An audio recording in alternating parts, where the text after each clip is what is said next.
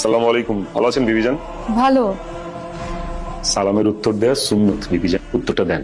ওয়ালাইকুম আসসালাম। 3 দিনের কথা বলে কতদিন থেকে আস? আমি তো ভাবছিলাম তোমার সঙ্গে খুব ঝগড়া করবো আসার পর। কিন্তু আমাকে দেখে তো আমি ঝগড়ার কথা ভুলেই গেছি। সব আল্লাহর ইচ্ছা। কি হয়েছে তোমার? নিশ্চয়ই কোনো কারণ আছে। কারণটা বলো। মুসলমান হিসেবে 5 ওয়াক্ত নামাজ আদায় করা ফরজ। জানি তো।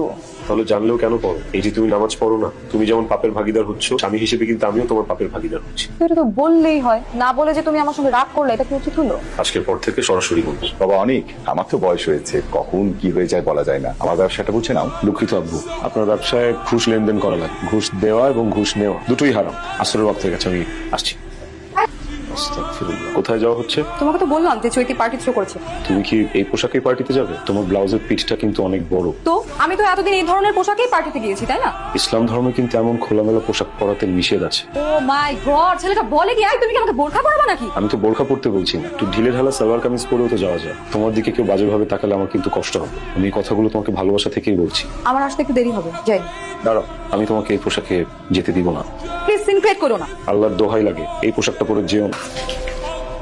পার্টিতে আসছিস সালোয়ার কামিজ পরে? বাদ দে, তুই না বললি এটা লেডিস পার্টি, এখানে তো সবাই আছে। না আমার জামাই কি দোষ করছে? তোর এই মুরব্বী জামাইটাকে অ্যাভয়েড করার জন্যই তো বলতে হইছে। তোর জামাই এগুলো দিতে পারবে না।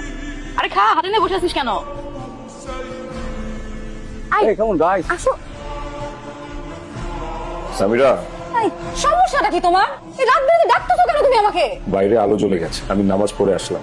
রাত কোথায় পেলে? এটা তোমার জন্য রাত না হতে পারে, কিন্তু এটা আমার জন্য রাত। তুমি যাও তো প্লিজ, তোমার কাজে যাও। আমি আমার কাজ মসজিদ থেকে করে এসেছি। আর নামাজ পড়া শুধু আমার কাজ না, তোমারও কাজ। তোমাকেও নামাজ পড়তে হবে। আমি কখন কি করবো সেটা আমার ব্যাপার, সেটা তোমাকে বলে দিতে হবে না। অবশ্যই আমি বলি। কাল রাতে তুমি মদ খেয়ে এসেছো, কিচ্ছু বলিনি। তাই বলে ভেবো না যে তুমি যখন যা খুশি তাই করবে, তোমাকে কিচ্ছু বলা যাবে না। কি বলবা তুমি? মারবা আমাকে? প্রয়োজন হলে স্ত্রীকে সঠিক পথে আনতে যদি মারা লাগে সেটাও করবে। তুমি আমার বাড়িতে থেকে আমার গায়ে হাত তুলবা? মারো, মারো আমাকে। শিক্ষিত আনকালচার খ্যাত। আব্বু, আব্বু প্লিজ তুমি অনেককে থামাও। ধর্ম নিয়ে বাড়াবাড়ি করতেছে, সবকিছুর মধ্যে ধর্মকে টানতেছে। আমার সব স্বাধীনতা কেড়ে নিছে আব্বু, আমার লাইফটা একদম জাহান্নাম বানাই দিছে। অনেকের মধ্যে তো আমি খারাপ কোনো কিছুই দেখছি না। ও যা করছে বলছে সেটা তো তোর ভালোর জন্যই বলছে মা। একটু আগেও আমার গায়ে হাত তুলছে। তোর কারণেই ও গায়ে হাত তুলতে বাধ্য হয়েছে। একটা কথা ভুলে যাস না, অনেক কিন্তু শুধুমাত্র তোকে ভালোবেসে ওর বাবা মা ছেড়ে ধর্মান্তরিত হয়েছে। আমরা কিন্তু ওকে জোর করে মুসলমান করেছি। এখন তোকে ইসলামের প্রকৃত রাস্তায় আনার জন্য ও দিন রাত পরিশ্রম করছে।